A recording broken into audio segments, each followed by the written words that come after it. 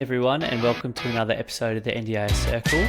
I'm Dan McCutcheon, and today we're going to dive a little bit deeper into how to prepare for an NDIS planning meeting. We did speak about this probably 4 or 6 weeks ago, but it was a little bit of a sort of shorter conversation, and I've just delivered a webinar on this for free via Zoom, and we went a little bit deeper, so I thought I'd just share that and we could run through a few things on how to best prepare, because NDIS planning means often stressful, anxiety-provoking and difficult experiences for participants and families, obviously, but also for providers, and it's a crucial part of our role as providers to ensure that the evidence we provide is very strong and is worded the right way, and we have very clear recommendations, and we're able to communicate those recommendations in the planning meeting, because that can have really big impact on the participant and the plan that they receive.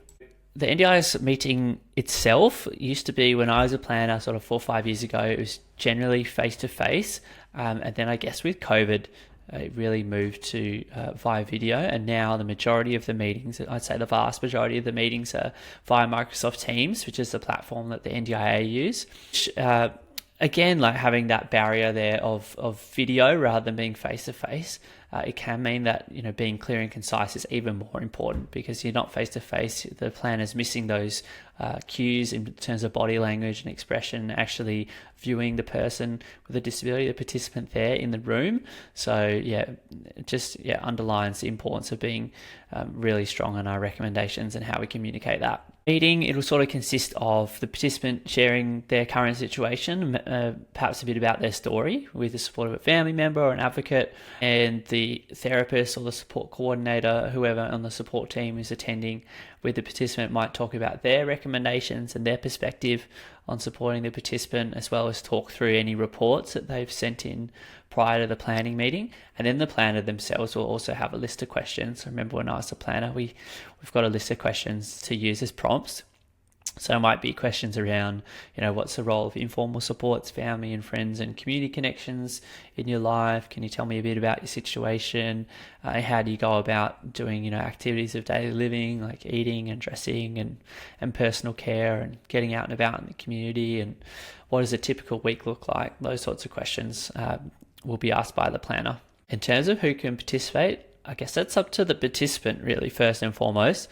Definitely always good to have the participant there. You as a participant, you're the decision maker, you're the person that's central to this planning process. So it's really important that the participant participates in the planning conversation. Usually a family member as well will come along, or an advocate, not always, depends on the sort of circumstances of the participant. And then support coordinator, typical of us to attend as well, a planning meeting. And then you might have a key therapist as well, like an OT or a physio, come along. Really up to the participant whether they want a small meeting. Sometimes smaller meetings are better, because the participant's voice isn't lost in a sort of sea of professionals that all have their own sort of unique, more clinical perspective. And then other participants might like everyone on their support team to be there to make sure all the information is communicated really clearly. So it's really unique sort of decision. Following the planning meeting, that planner will then build a plan. And if it's a high cost plan, costing a significant sum of money, it may have to go to a high delegation. It may have to go to a manager who might ask some questions of the planner, and it might go back and forth and around the justification for the requested supports. So you've sort of got 3 stages of planning. You've got access, which is accessing the scheme, and eligibility. Then you've got planning itself, which is what we're talking about here, the planning meeting, where a plan is developed. And then you've got plan implementation, which comes after the plan is approved, and that's basically using the plan, linking in with providers, setting and achieving goals. Preparation is so key to getting a good outcome out of a planning meeting. There's a couple of sort of things that I think about.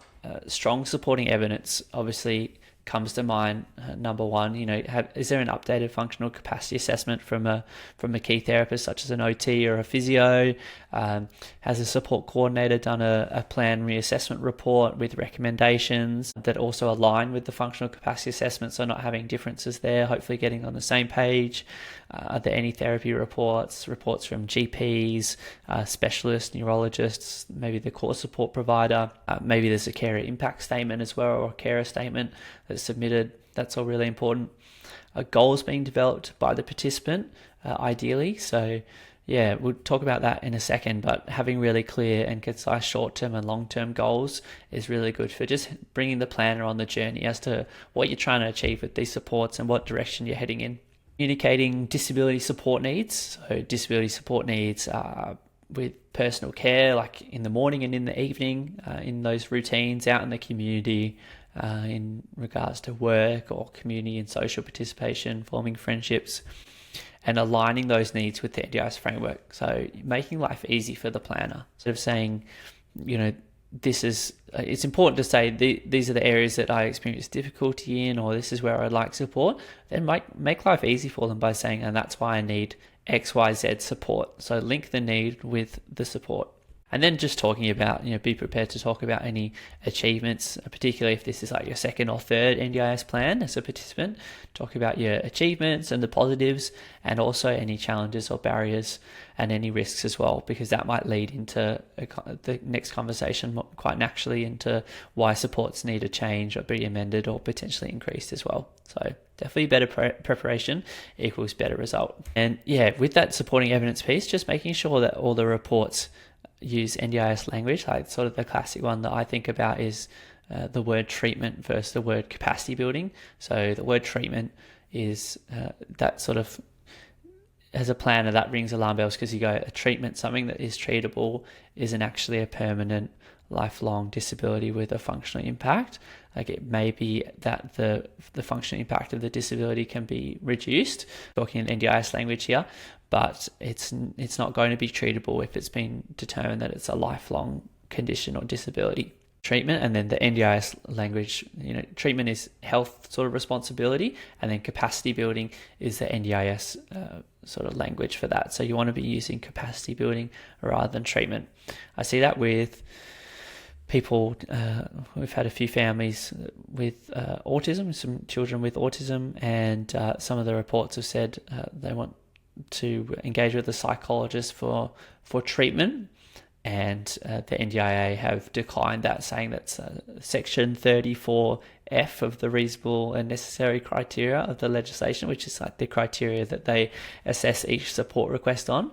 That's the responsibility of another government system, e.g. The health department. Whereas if they just changed that word treatment to capacity building and talked about how the psychology was going to build the child's capacity to regulate their emotions in the moment in stressful situations, and yeah, it was an independence building sort of support and intervention, we may have got a different outcome. So the language is important. Describing disability support needs as a provider and as a participant, I like to start with what does a typical week look like? So for the families that we support, we'll fill in a weekly planner Monday through Sunday, and I'll sort of talk about, what are you up to Monday, Tuesday, Wednesday, Thursday, run through the days, write all that down, write all the supports down. Maybe it will include what a morning routine looks like, what an evening routine looks like, if there's any support needed overnight, if that's active or inactive, support's needed in the home, and then what support is needed out in the community, and also what the role of informal supports from family and friends and the community is, and then conversely what the need is for formal paid NDIS supports, and how that dynamic works between informal and formal supports. And I also think about how to align disability needs to goals to supports. So for example, a participant might say, I have the need for personal care in the morning. That's my need. I need to be able to do my morning routine, have a shower, get dressed as a need. Then you would align that to a goal of maintaining health and well-being, and having a life with dignity, and having a high quality of life, and living in a safe and secure home environment. That could be your goal. And then the support might be 4 hours or 3 hours every morning for a support worker to come and support me with completing my morning routine. So we've gone the need, and then match that to a goal, and then match that to support. So then the planner can sort of see that very clearly, that journey. So developing goals, I think this is really important. to the success of a planning meeting. First thing is to just self-reflect as a participant, a family member, and if you're a provider listening to this, like, how can you support the participant to do that? Can you make some time to get together before the planning meeting and maybe as a team and talk to the participants, say, hey, what are your goals? Can we just self-reflect? Where do you want to be even long-term, 5-10 years from now? What do you want your life to be? What's the long-term vision? And they might not have thought about it. A lot of us haven't thought about a long-term vision. And then from there, long-term vision, for example, I want to be living out of my mum and dad's house. I want to be living in the community independently. That's a long-term vision. So then we bring that one step back. What's the long-term goal? I would like to move out of my family home. That's a long-term goal. And then we bring it back to a short-term vision. I would like to build more independence over the next 3 or 5 years to achieve that goal of moving out of home.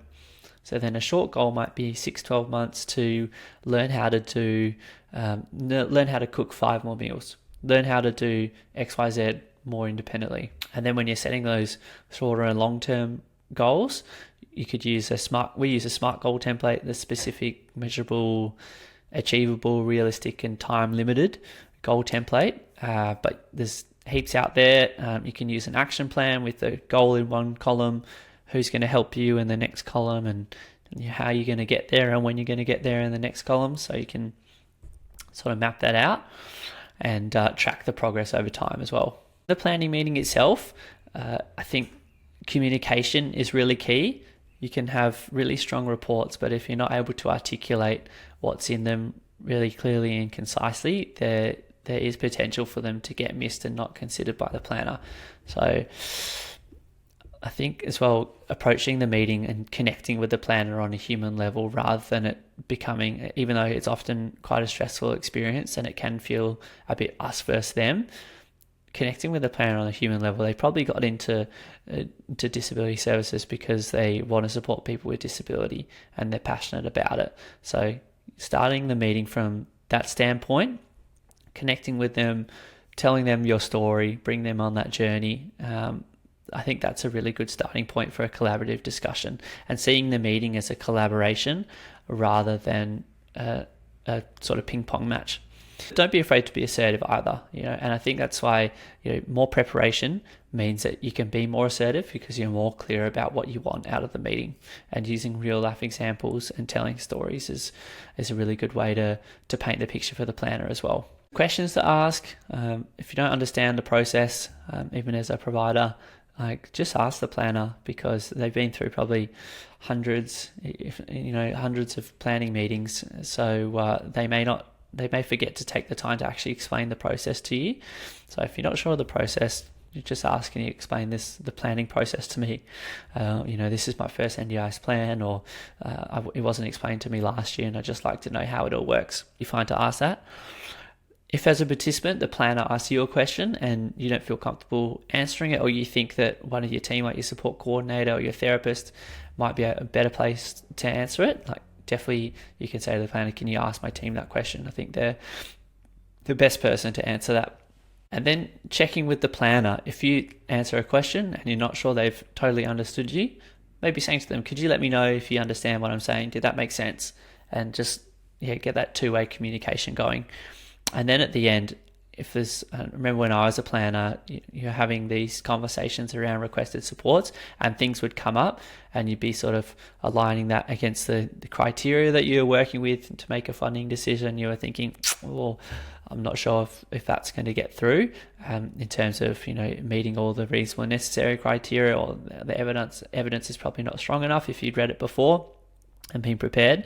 So as a provider or a participant in that meeting, maybe as a meeting draws to a close, a good question could be, is there any more evidence we need to get to? Are there any gaps that are jumping out at you right now? We requested A, B, C, and D supports, and they're backed up by these reports here. Is there any sort of obvious gaps, and can we source something? And then they might say, hey, you requested 4 hours of morning support, but I can't see that reflected in the functional capacity assessment. And then you could go away with your providers and make that report more robust and send it back in, or get some more evidence, some more incident reports, more progress notes, and send that back in. And that might just troubleshoot that misunderstanding or a little gap in the evidence before they make their final decision. And then, as mentioned, it's definitely a stressful experience for participants and providers alike. So if you're a participant, you're in the meeting, it's your meeting, it should be on your terms. So yeah, maybe at the start of the meeting you can say, hey, I'm feeling a little bit anxious about this. How can I take a break if I need to? And then I've had it when I was a planner, people have taken breaks. We've taken a break halfway through, especially if it's a longer one, going for 2 hours. You can take a break halfway through, have a bit of a breather, have a cup of tea or something, and then come back and finish the second half. Got a bit of a case study here. Don't have the slides if you're listening to this, but if you want the slides, get in touch with us at support@circlesc.com.au. We can definitely send them to you. So Kate is a 60-year-old woman diagnosed with Parkinson's disease. She's living with her partner in their family home. This is Kate's second NDIS plan. Kate lives with her husband. She's also supported by her adult daughter, who's her plan nominee. Plan nominee being the person that can make decisions on your behalf and communicate with the NDIA in regards to your plan and your supports. So sometimes it's not the spouse that takes that on. Sometimes it's a sibling or another family member or friend. And the physiotherapist and the support coordinator also attend the NDIS planning meeting. Kate works with her family before the meeting to develop her goals, which center around family life, still being active in her family as a wife and also a mum, and continuing her volunteer work, which is really important to her. In terms of evidence, the physio writes a really in-depth report describing Kate's support needs, her goals, and recommends specific NDIS supports from that. The core support provider also writes their own report detailing their experience supporting Kate, how they supported Kate to work towards her goals, continue her volunteering, and what barriers they faced. And the support coordinator completes an in-depth plan reassessment report, which sort of takes those reports and all the evidence and summarizes it into what the current situation is, what the risks are, how the progress has been made towards goals, and then a summary at the end of all the recommendations across the core, capacity building, and capital budgets. So this is a hypothetical scenario, but let's say the NDIS planner then approves a new plan with increased support based on how the reports and the communication, the planning meeting has demonstrated that Kate's condition has progressed since the previous meeting. She's perhaps had a few falls and she's experiencing some more difficulty with completing activities of daily living. And that strong evidence in the planning meeting demonstrates the supports Kate needs to achieve her goals, and the planner can easily see that that meets the reasonable and necessary criteria. So the outcome being Kate is able to continue living in the family home with her husband, continue her volunteering, and she has some increased therapy support and core supports to maintain her physical well-being and prevent falls. It's a bit of a case study, hypothetical scenario, but just to show that strong evidence and communicating well in the planning meeting just makes life easier for the planner and shows them why the supports are really clearly needed.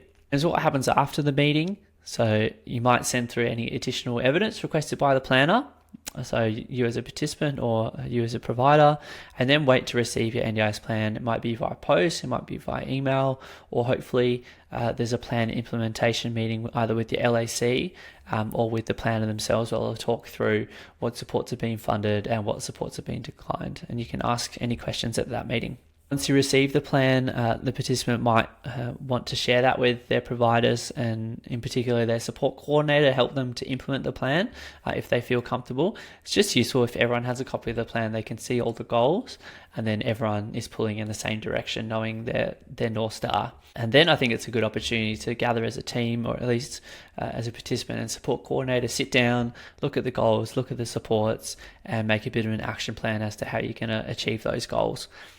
And always remember, if you're not happy with the plan and the plan really doesn't meet your disability-related support needs, you as a participant, you do always have the right to review. So you can request an internal Section 100, it's called review, with the NDIA. And there's a form on the NDIS website called the Review of a Reviewable Decision, I think, form, or S100 form. You complete that, you sign it, and then you can send it into inquiries@ndis.gov.au.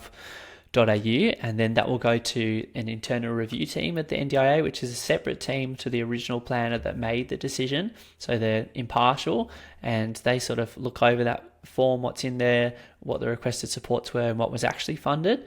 And they'll either say, hey, we're going to change this decision, we think it was wrong based on the evidence provided, and they'll create a new plan, approve that and send it out to you, or they'll uphold the original decision and say, no, we think the original decision was correct, we're not going to make any changes, in which case there are some more avenues for appeal going through the Administrative Appeals Tribunal as well. But that's, obviously quite a lengthy process as well.